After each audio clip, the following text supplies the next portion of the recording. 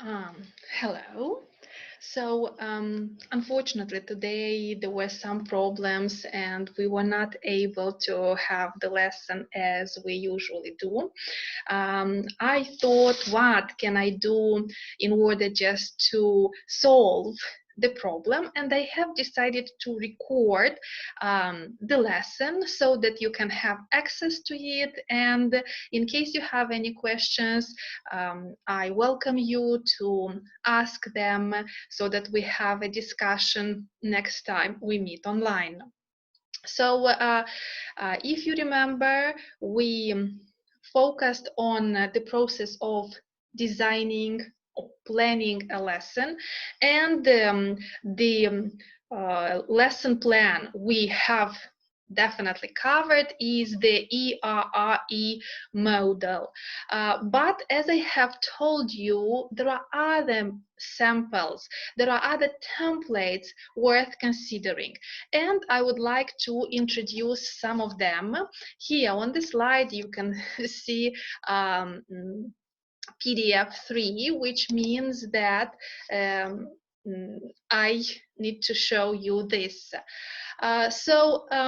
This is a template. Actually, there are two templates here, which I have taken from the British Council.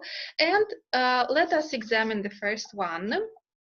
So what do we have to introduce here? The teacher's name, the class, date, time, room, class profile, what are the learner's needs, what is the language proficiency level. You may definitely anticipate some of the problems you think your learners have. You can also highlight the strengths of the learners as well.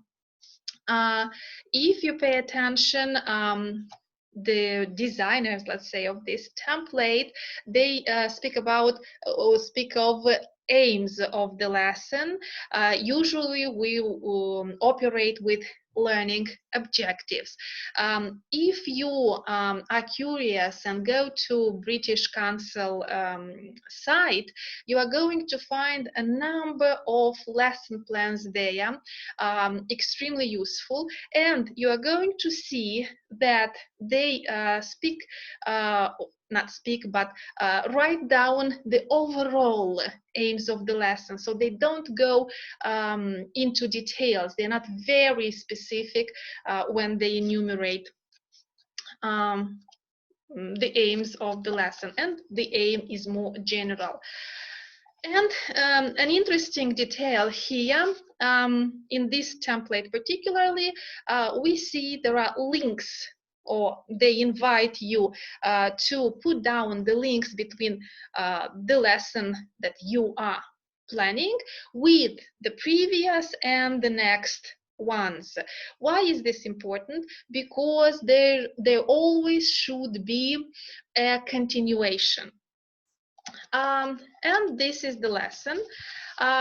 In the first column on the left, you put down the stages and the aims of each stage, the purpose. What is the purpose of that stage? Then the procedures. Here you include the exact instructions you are going to give your learners. Then you have timing. Okay, and interaction, the mode or in which this activity is going to be performed.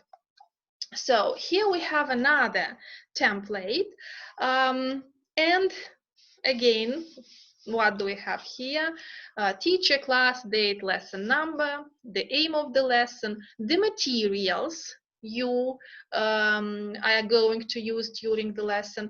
Again, what I like about these templates, they always try to make you think what potential problems you might face during your lesson, and think beforehand about the solutions to that problem. So that is interesting. And this is the lesson template itself, we see stage, time, and aim are included in one column on the left. Then pay attention, we do not have teacher's words, students' words, but what the teacher does, the actions the teacher is going to do. I would recommend to put down here the instructions you are going to give, right? What the learners do. So here we don't have to guess what kind of words the learners might say, right? But the actions they are going to perform. And here you have the column left for comments. These comments can be added even later on after you have done your lesson. You see what has worked well, what hasn't worked that well, and by reflecting on these issues, you will be able to improve your teaching in the future. Okay, here I have other two lesson templates.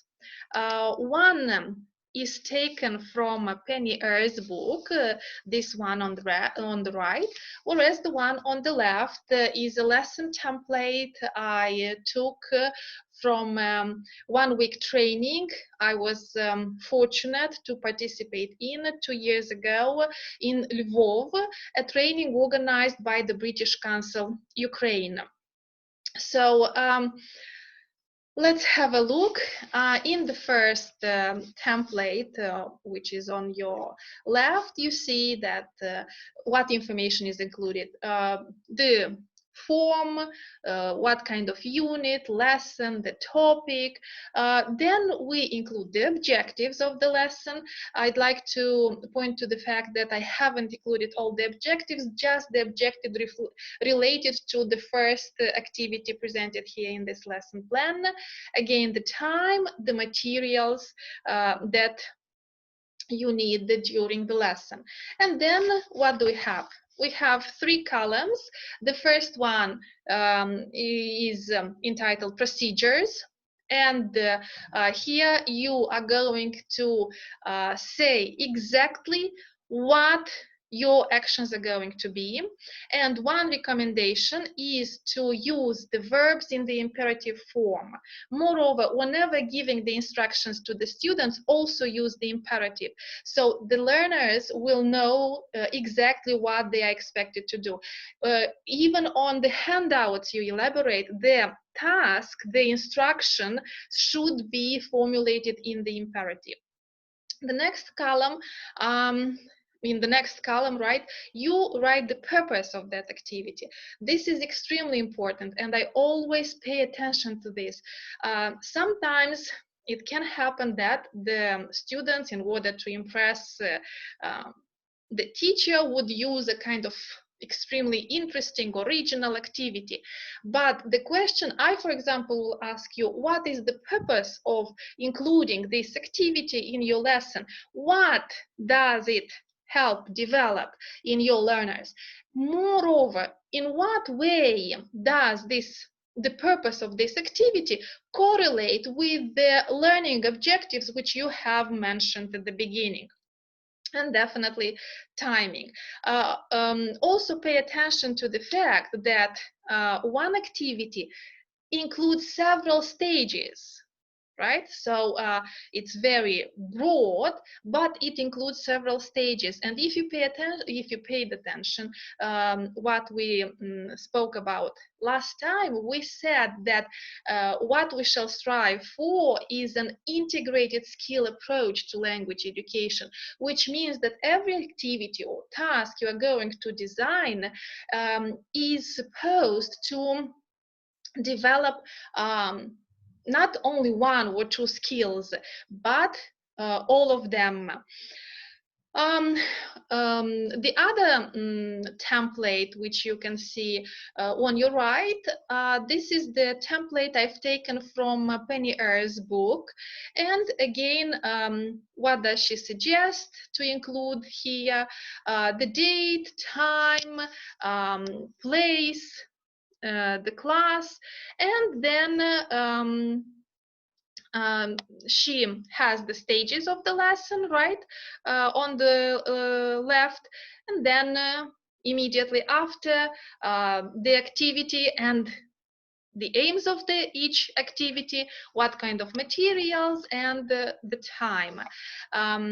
If you also pay attention, Penny does not speak about evocation, realization of meaning, so the ERRE model, but instead she speaks in terms of beginning, right, and this might be a kind of evocation, and then there is a realization of meaning might be done via several activities. In this example, in this template, she included 4 main activities, and then at the end we have an ending. Another plus of this template is that Penny includes later comment under each stage of the lesson. Why is it important? Because after we have finished performing the lesson, we can write down what went well and what did not went well at the lesson, and we can somehow draw certain conclusions which will help us design the next lesson in a better way. Also, she included here reserve, and I will speak about later on. Penny suggests that absolutely, and this is definitely true, absolutely every teacher should have a reserve, because it might happen that the learners would do all the activities quite quickly, and then you shall always be prepared to um, um, use that reserve. Also, another plus, Penny mentions new language to be taught. So you will include here the vocabulary. Just in case it might be the case that you will not look, and this is quite impossible, guys. You are there to interact with the learners, but not to read your lesson plan. And something might, you might not notice. You are just to follow the stages. And in order just to make sure that you have covered all the vocabulary you planned, it's good to have them written there separately in a certain column. And she put new language to be taught. Also, language to be reviewed, and this is something you are going to see immediately and something you will definitely not forget. And at the end, a later comment on the lesson as a whole. Were you satisfied or not? Why? This lesson template can be used further if you are going to become researchers. So for your research, this lesson template can serve as a field notes for your observations, which you are going definitely to take after the class. So it is possible as language educators also to be researchers and to do action research. So you in your position, of teachers, you can also do research for educational purposes. Why not? And this template can serve as a field note, observational field note. Okay, now let's get to an English lesson possible components. This information was taken from Penny book, and what can you notice and see here is that this is the traditional way of designing a lesson. And I would often come across some teachers who would say, but there is no originality. Guys, we are not here to make let's say the learning process exclusively a fun process. Yes, it is true that we are expected to engage our learners in the process, to motivate them to learn, but we cannot make a show of every single lesson. So the lessons are going to vary depending on what we want to develop in our learners. Sometimes the lesson might look as an extremely traditional one. At other times, it might be particularly when it's focused on the development of creative skills. Yeah, it might require some more original thought coming from you as an instructor and from learners as well. And in order to make the lesson engaging, what you should do, right, is to vary. And here we have some ideas of lesson variation. So you can vary the tempo of the lesson, right? Going from some slower to faster or vice versa. It depends. Then the way you organize your lesson, the way you organize the stages of the lesson, right? What kind of activities you put first, what kind of activities you put later on. Material. There's absolutely nothing wrong to use exclusively the book, right? If you are satisfied with what the book offers, then that's fine, work with the book. But there might be the case that the information there or the exercises there might not be the ones you think will help your learners develop certain skills. That means that you should bring your own material, make your own handouts. So it depends. So there will be cases when you can use the material from the books, but there might be cases you will need to elaborate some extra materials. Moreover, they recommend again to vary and just to bring extra materials as well. Mode and skill, again, how are the students going to work? So make sure that they do not work only individually, or that there is only pair work, the whole lesson just pair work, or class discussion. So there should be variation in the mode as well. And when it comes to skill, we have already stated that we shall apply an integrated skill approach to language learning.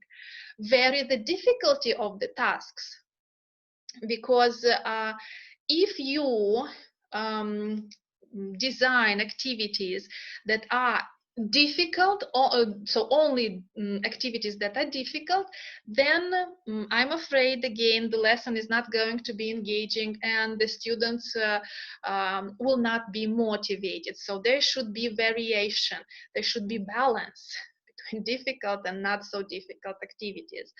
Topic. Again, the book might suggest a certain topic to cover during one of the lessons, but if you remembered, one of the tools to find out what really interests our learners is to give them questionnaires.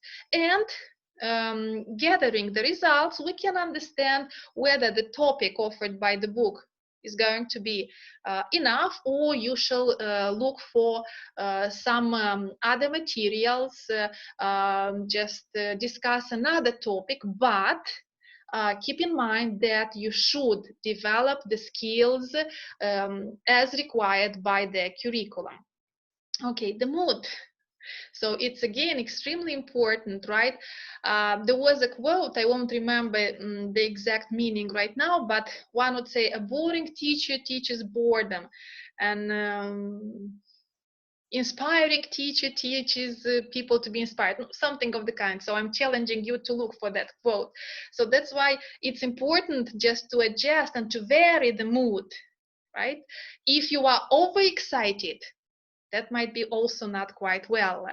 But if you don't show any excitement at all, again, I'm afraid that might be even more harmful than being exciting. Then stir, settle activities. What is meant here? So some activities definitely are meant to enliven and excite the students. And that would, some of them will involve physical movement. The others, on the other hand, right, would require students to be still. For example, while writing a dictation, right, usually while doing a writing task, right, they do not do quite a lot of movement. So again, you have to vary to make sure that the students don't have to stay in one place the whole class, the whole lesson, not to turn while working in pairs or not to do any movement. So again, there should be variation in that as well. And finally, active passive. What is meant by this? So some students might be encouraged to, let's say, participate or to come up with their own ideas, initiatives, right? And that would mean that they are active, right? They actively participate in the process of maybe even designing the lesson. Whereas passive, it means that the students are told what to do and then are not asked, what do you think? How would you like us to work? So make sure that you also vary this active and passive stage. If you all the time keep telling the students what to do and don't encourage them to take any initiative, then again, that might be quite less engaging and motivational. Now I would like just to mention the 7 practical tips. It is advisable to put the harder tasks earlier. We have to think about the mental effort a task requires, and we have to be aware that if remember at a certain point we said the difficulty should vary, right? We cannot design only difficult tasks because the students won't be able to cope with so much mental effort to be put within 45 minutes. But make sure that you put the harder tasks earlier, so that somewhere at the end the students can relax and do not put so much mental effort into doing the task. Another tip is do quiet activities before lively ones. So this can work, and this works with primary school children, with teenagers, right? Why? Because the moment you do a lively activity, it is very difficult to restore silence in the classroom. So it will take more time, and we have to keep in mind that we have only 45 minutes. However, when you work with adult learners, you might see that this can be reversed. Why? Because usually adult learners are more passive. And think about yourselves. Just how you sit in the classroom and how much effort it requires from your teachers to enliven you a little bit. So when we work with adult learners, already they recommend to put the lively activities first, so that you stir a little bit the learners and then you do the quiet activities. Okay, the next one is definitely we shall always keep an eye on the watch, not to forget that there are only 45 minutes and we have to do absolutely everything. It is also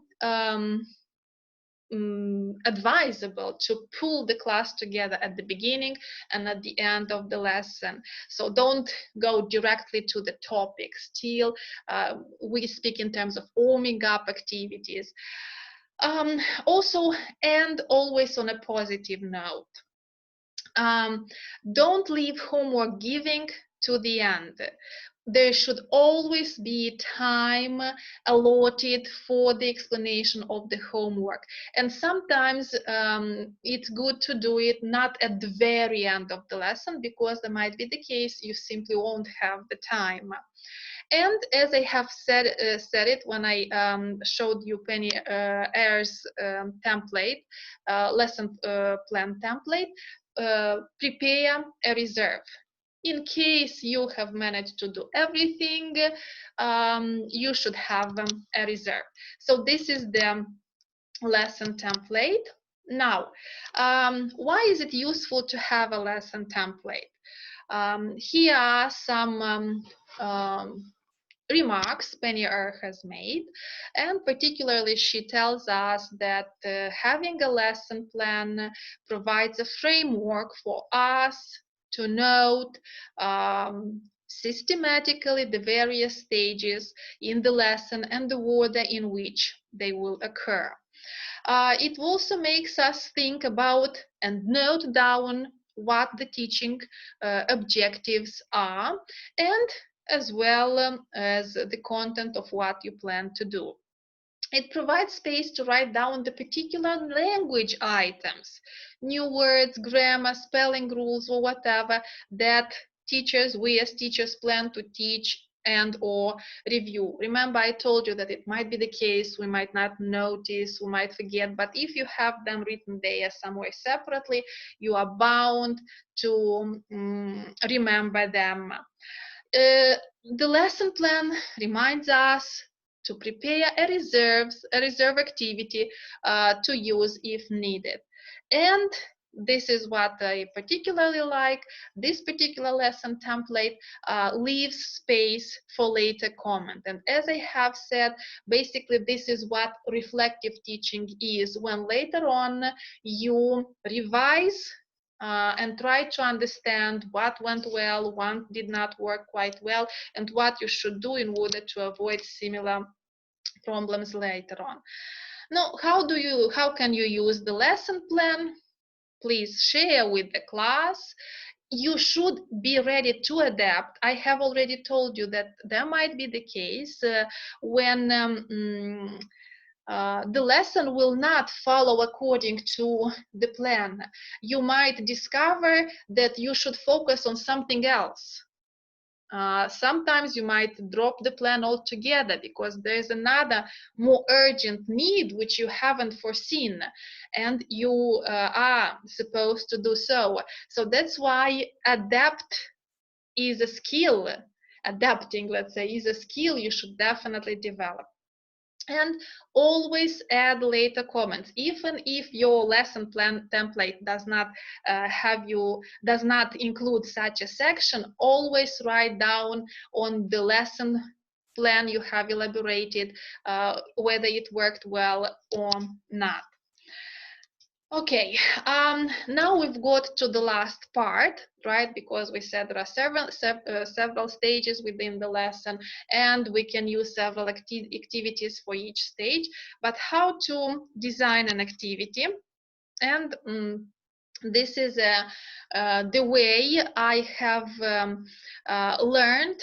I learned when I attended the training in Lvov, and they challenged us to look at an activity as a flower where we shall insert the following. So we shall include the input and definitely what is the output, what product our learners are going to produce, the mode of the activity, and the tasks. And this is the let's say the lesson plan, only a part of the lesson plan I have elaborated just to show how the activity was designed. So the form was the 11th form, the second unit, the fourth lesson, and the topic, communication is more than a monologue. Actually, you're going to see that the materials that I've used, right, were not taken from the book itself, which meant that I felt those materials did not correspond to my learners' needs, and I have to design something else, to look for some other materials. This was the very first activity, right? This was activity where I was trying to pull the class together. And this activity, absolutely all first activities, right at the beginning, that's why in the ERRE model is called evocation. The purpose of these first activities is, first of all, to explore students' previous experience concerning the topic we're going to cover, and to create shared experience about that topic. And later on, once this has been achieved, to develop some new skills or to raise, let's say, a new awareness on the topic. So now let's see what is the input. 2 video clips, 2 handouts, students' experience and students' discussion as the input. Another remark I'd like to point to is think whether it is possible to use 2 video clips within one lesson. And another thing, be absolutely careful when it comes to how much time you have. Usually they recommend 2-minute videos to be used at the lesson, and think about 45 minutes. 2 minutes, that's already a lot, and you have to work with the video as well. So that's why you have to find extremely short videos, 1 minute and even less than 1 minute, but which are definitely needed for you to realize your objectives. So when it comes to the mode, it was a group work, it was discussion, class discussion as well at the end. The output, what is the product? So they filled in the handouts, they draw a spidergram, and their speech, they discussed at a certain point, so they practice speaking. The tasks I put down here, see the design sheet, and if you pay attention, they are formulated in the imperatives, and actually you can say get into group of 3s. Okay, match the words from handout 1 to the explanation and decide what they refer to, so on and so forth. I have also included here the purpose and the objectives. Why? Just to show that the purpose of these activities, right? There are 2 purposes, and that the purposes of the activity correlate with one of the objectives, with the 2 objectives listed at the beginning of the template. And this is what your activity should do. I mean, the purpose of the activity should always correlate to the objectives of the lesson. And guys, this draws me to the end. So these are the objectives from the beginning of the lesson, and we definitely tried to determine the principles of designing, planning a course, a unit, a lesson, to analyze different lesson plans, to distinguish the lesson components, to distinguish the components of an activity, and finally, to what is left, to design an activity, and to create your own lesson plan. For your next seminar, you have to prepare to design 2 activities, right? So I'm looking forward to that seminar and to seeing what kind of activities you are going to design. And gradually we will create our own lesson plans. So basically this is all I wanted to tell you. Wishing you the best of luck. Keep working, keep studying, and you are bound to become the greatest teachers of English ever. Okay, bye.